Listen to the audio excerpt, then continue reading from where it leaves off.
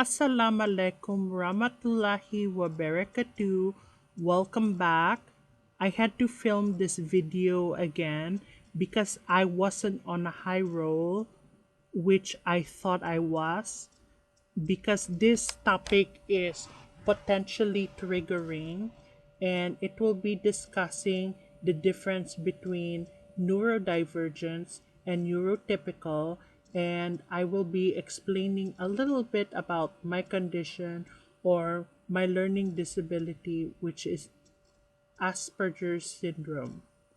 First of all, it falls under the autistic spectrum, which me which means it is under the intellectual and social disabilities.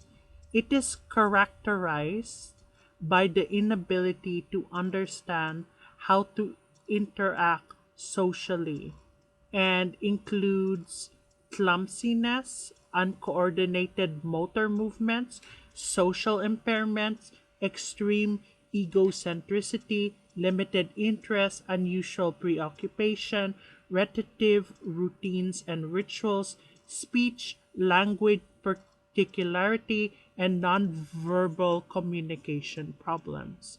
Okay, what that basically is the general definition of what Asperger's is, because not all Asperger's have those traits. We vary in the spectrum, even within being classified as having Asperger's syndrome. So basically, I get really nervous around certain people, while other people I talk naturally confident.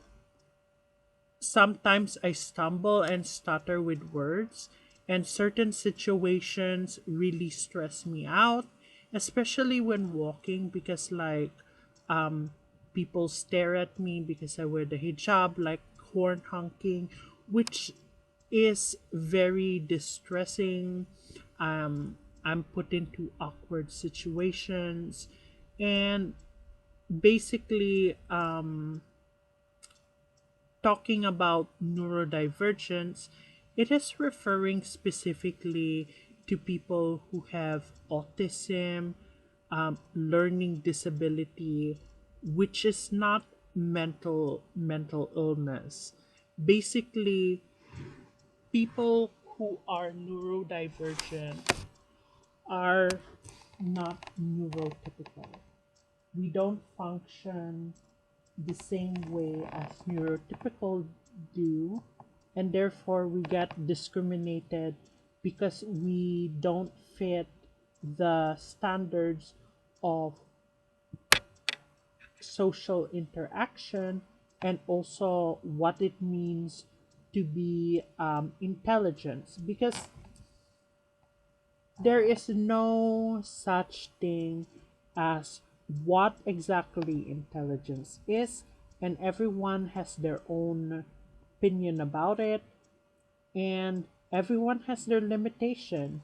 Neurotypical people tend to think that because they're not having a disability and also a mental illness, they can look down upon us. They can see what's normal, what's logical, what's rational.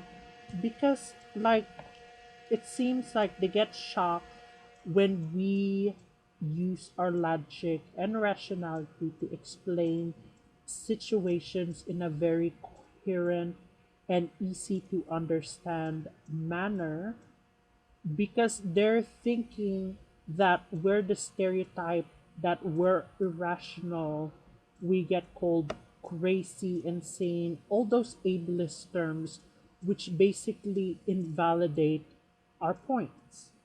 Because I have encountered people who dismiss my arguments based on I have a disability.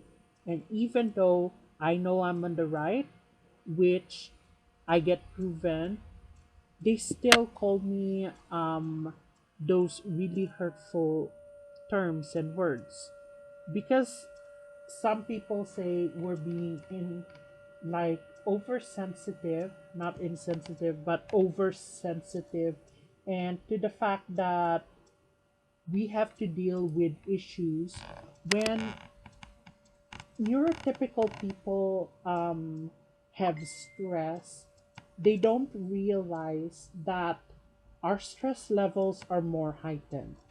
We have our good days, our bad days, and our really worst days.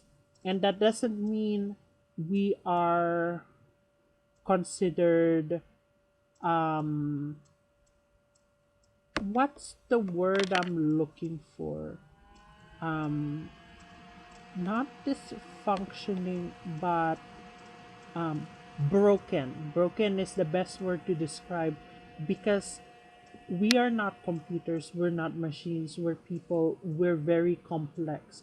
The brain is a very complex thing, and sometimes we're wired differently. And just because we're wired differently doesn't make our contributions of in society less valuable than neurotypical. And that is it. Bye.